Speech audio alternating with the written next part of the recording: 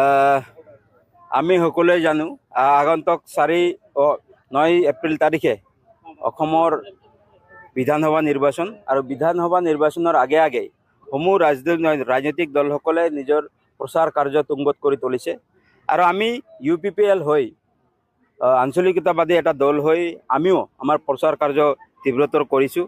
বিভিন্ন চাওতাল, বড়ো, ৰাজবংশী, নেপালী মাইনৰিটি এৰিয়াত আমি প্ৰত্যেকটো এৰিয়াত গৈ উপস্থিত হ'ব চেষ্টা কৰিছোঁ আৰু সিহঁতৰ যিখিনি সমস্যাসমূহ এই সমস্যাসমূহ বুজ ল'বলৈ চেষ্টা কৰিছোঁ।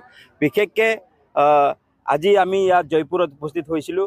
জয়পুৰত আমি সকলোৱে জানো চাওতাল জনবসতি অঞ্চল আৰু এই চাওতাল জনবসতি অঞ্চলত বিগত BPF চৰকাৰ থাকোঁতে তেখেতসকলৰ বহু বিধায়ক আছিলে আৰু সেই বিধায়কসকলে চাওতাল জনগোষ্ঠী অধ্যুষিত অঞ্চলৰ যিখিনি সমস্যাসমূহ সেই সমস্যাসমূহ সৎভাৱে সাহসেৰে তেখেতসকলে বিধানসভাত উপস্থাপন কৰা নাই। মূলতে ক'ব লাগিব যি নদীৰ গৰাখহনীয়াৰ সমস্যাটো আৰু ইয়াৰ লগতে যি 1996ত গোষ্ঠীগত সংঘৰ্ষ হৈছিলে, গোষ্ঠীগত সংঘৰ্ষ হোৱাৰ পিছত সেই মানুহসকলে স্ব-ইচ্ছাই আকৌ নিজ ঘৰলৈ গুচি গৈছিলে। কিন্তু চৰকাৰৰ তেতিয়াৰ সময়ত BPF চৰকাৰৰ যিখিনি মূল দায়িত্ব আছিলে এই জনগোষ্ঠীসকলক এই লোকসকলক সংস্থাপন দিয়াৰ যিখিনি ব্যৱস্থা সেই ব্যৱস্থাখিনি BPF চৰকাৰে কৰিব নোৱাৰিলে। তাৰ লগে লগেই যিখিনি নেশ্যনেল হাইৰোড আছে সেই নেশ্যনেল হাইৰোডৰ উত্তৰৰ ফালে মেক্সিমাম চাওতাল জনগোষ্ঠীয়ে বসবাস কৰে। এই চাওতাল জনগোষ্ঠীয়ে তেখেতসকলক বসতি স্থাপন কৰাৰ পৰাই তেতিয়াৰ পৰাই তেখেতসকলে মাটিৰ পট্টা বিচাৰিছে, মাটিৰ অধিকাৰ বিচাৰিছে। সেই মাটিৰ অধিকাৰ প্ৰদান কৰাৰ ক্ষেত্ৰতো BPF চৰকাৰ বিফল হৈছে আৰু আজি আমি এই ৰাইজৰ 5 বছৰ তেখেতসকলে দায়িত্ব পোৱাৰ পিছতো মাটিৰ যিখিনি সমস্যা সমাধানৰ তেখেতসকলে আলাপ আলোচনা কৰা নাই। এই জনগোষ্ঠীটো উত্তৰণৰ ক্ষেত্ৰত যিখিনি পদক্ষেপ গ্ৰহণ কৰিব লাগিছিলে সেই পদক্ষেপখিনিও আমি গ্ৰহণ কৰা দেখি পোৱা নাই।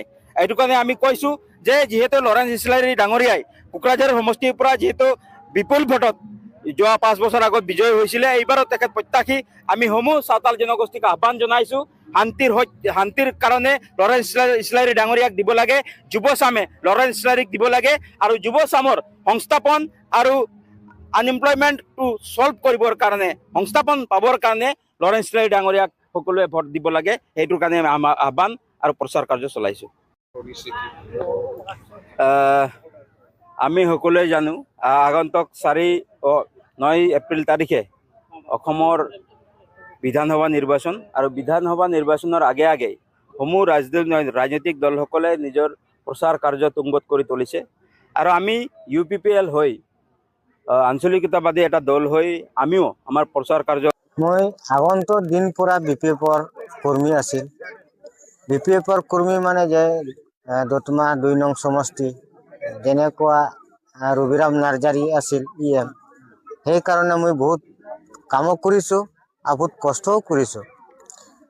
সেই যে ইলেকশ্যন সময়ত কৈছিল আপোনাৰ এইটো ৰাস্তাটো কৈছিলে আপোনাৰ CC ব্লক বনাই দিম, মোক জিতিলে মই CC ব্লক বনাই দিম। কিন্তু সেই জিতি EM হৈ পেলাই আকৌ এতিয়া MLA ভোট হৈ গ'ল, কিন্তু এতিয়ালৈকে CC ব্লক হোৱা নাই।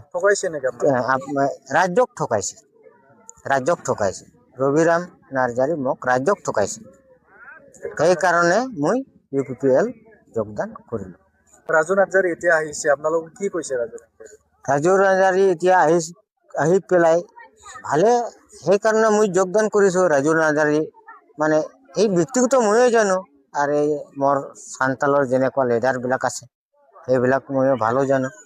সেইকাৰণে মানে UPPL চৰকাৰে আগন্তুক দিনত 5 বছৰ ইমান ভাল চলিছে। এইটো বিষয়ে মই এইটো ক'ব খোজোঁ, যেনেকুৱা যোনটো দেওবাৰ দিন আছিল, যোনটো হাগ্ৰামা চৰকাৰ বহিব ৰবিবাৰ দিন আছিল, ডক্টৰ হেমন্ত বিশ্ব শৰ্মা আছিল। কিন্তু সি কি কৈছে, এতিয়া আপুনি চৰকাৰ কৰিছে কিন্তু বোমা বন্দুক ফুটিব নালাগে, নিজে হেমন্ত মামা কৈছে। কিন্তু এই গুচি গ'ল 4 মাস না 2 মাস হৈ গ'ল না 6 মাস হৈ গ'ল, কাৰিগাঁও জ্বলি গ'ল হাগ্ৰামা চৰকাৰ সময়তে। তেনেহ'লে হাগ্ৰামা চৰকাৰ এনেকুৱা যদি হয়, হাগ্ৰামাতো বিশ্বাস হেৰাই গ'ল। 2 লাখ টকাটো পাইছে না পোৱা নাই?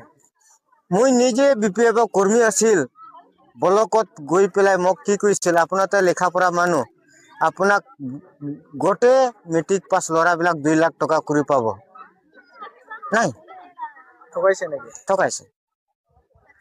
প্ৰমোদ বড়ো চৰকাৰৰ সময়ত কেনেকুৱা আছিল, এতিয়া কেনেকুৱা? না, প্ৰমোদ বড়ো সময়ত চৰকাৰত এই ৰাস্তাটো যে এতিয়া চেন গ্ৰেভেল, আগত ইমান কাদো আছিল, প্ৰমোদ বড়ো চৰকাৰত এই চেন গ্ৰেভেল মানে কামটো হৈ গৈছিল। এতিয়া ৰাস্তা ভাল, কিন্তু সেই BPF চৰকাৰে কি কৈছে, এইটো চেন গ্ৰেভেল লগাইছে, মই CC ব্লক লগাই দিম, কিন্তু কাম আর কি কৈছিল, এইটো নিজে কৈছিল রবিরাম নার্জারি, মই যদি কাম নকৰিম মোক ভোট আৰ দেব নালাগে। ৰবিৰাম আহি পিনে যদি কয় এইটো ৰাস্তাটো CC ব্লক কৰি দিম বলে কি ক'বা? এইটো আগতে সি নিজে কথাটো শেষ কৰি দিছে না, আৰু কি আৰু এইটো কম, আগতে সি শেষ কৰি দিছে। এতিয়াতো ভোট খুজিব আহিব আপোনাৰ তাতে, কি ক'ব? এতিয়াতো 9 দিনৰ ভিতৰত না 12 দিনৰ ভিতৰত এইটো কৰিব নোৱাৰে না। এইটো কৰিব নোৱাৰে, এই বিশ্বাস মই চালো আৰু কৰিব নোৱাৰে।